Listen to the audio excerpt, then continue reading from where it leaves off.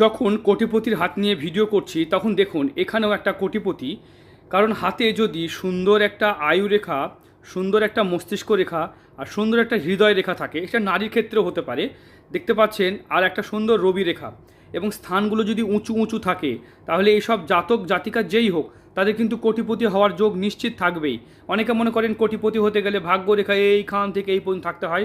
দেখুন, ভাগ্যরেখা না থাকলেও কোটিপতি হওয়া যায়, শুধু ভালো রবি রেখা থাকতে হবে। দেখতে পাচ্ছেন রবি রেখাটা, এরকম রবি রেখায় আপনাকে কিন্তু কোটিপতি করে তুলতে পারে, মানে ভালো কর্মযোগ। তাছাড়া হাতে এই চিহ্নগুলো দেখতে পাচ্ছেন, এই যে মানি ট্রায়াঙ্গেল, এই যে একাধিক ট্রায়াঙ্গেলগুলো দেখতে পাচ্ছেন, এগুলো কিন্তু কোটিপতি করতে বিরাট সাহায্য করে। তাছাড়া বৃহস্পতির ক্ষেত্রেও এই যে ক্রস চিহ্ন বা এই যে বক্স সাইন, এগুলো কিন্তু আপনাকে কোটি কোটি টাকার মালিক করে দেবে। কারণ হাতে যদি কারোর আঙুলগুলো ভালো না হয়, আঙুলের মধ্যে ফাঁক থাকে, অথবা আয়ুরেখা ভাঙা থাকে, কাটা থাকে, মস্তিষ্ক রেখা ভালো না থাকে, তাহলে কিন্তু আপনি কোটিপতি হতে পারবেন না। তাই যাদের হাতে